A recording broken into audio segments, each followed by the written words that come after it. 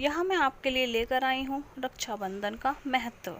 रक्षाबंधन का पर्व श्रावण मास की पूर्णिमा को मनाया जाता है। वर्ष 2020 में यह 3 अगस्त के दिन मनाया जाएगा। यह पर्व भाई बहन के रिश्तों की अटूट डोर का प्रतीक होता है।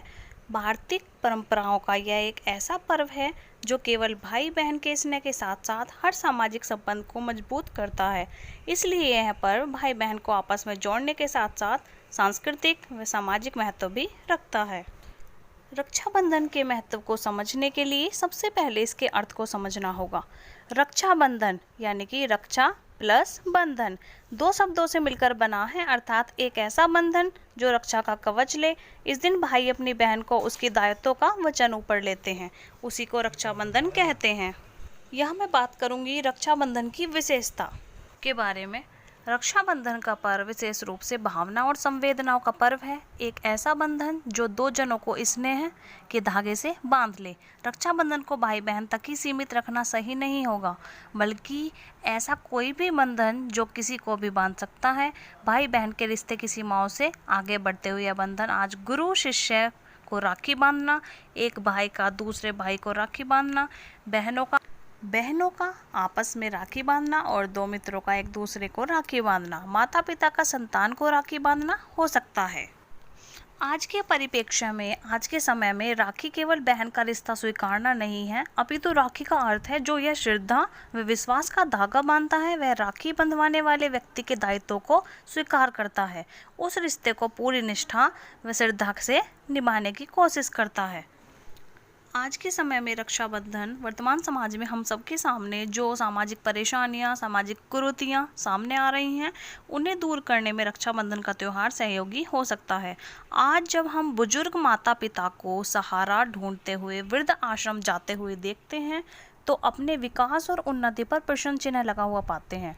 इस समस्या का समाधान राखी पर माता पिता को राखी बांधना, पुत्र पुत्री के द्वारा माता पिता की जीवन भर हर प्रकार के दायित्वों की जिम्मेदारी लेना हो सकता है।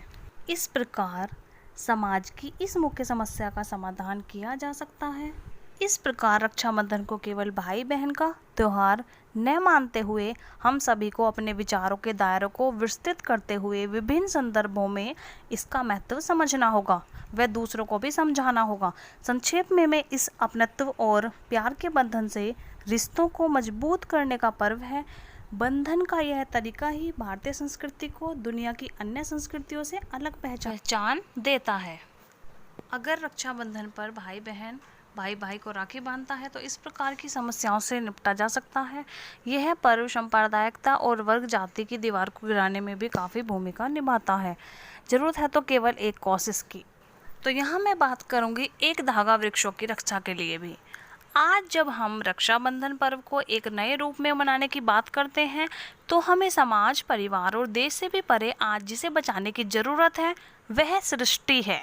राखी के इस पावन पर्व पर हम सभी को एकजुट होकर यह संकल्प लेना चाहिए, राखी के दिन एक स्नेह की डोर एक वृक्ष को बांधें और उस वृक्ष की रक्षा का जिम्मेदारी अपने पूरे ऊपर लें।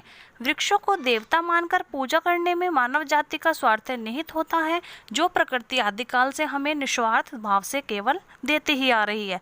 उसकी रक्षा के लिए भी हमें इस दिन कुछ करना चाहिए। हमारे शास्त्रों में यह कई जगह उल्लेखित है कि जो मानव वृक्षों को बचाता है, वृक्षों को लगाता है, वह दीर्घ काल तक स्वर्ग लोक में निवास पाकर भगवान इंद्र के समान सुख भोगता है।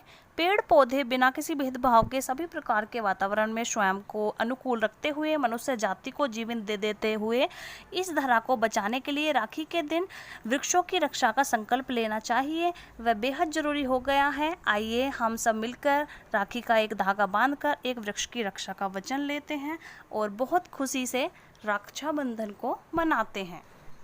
तो मैंने सभी को इस वीडियो में रक्षाबंधन के बारे में जानकारी दी है। उम्मीद है आपको मेरी वीडियो पसंद आई हो। सही जानकारी के लिए वीडियो को अंत तक देखें।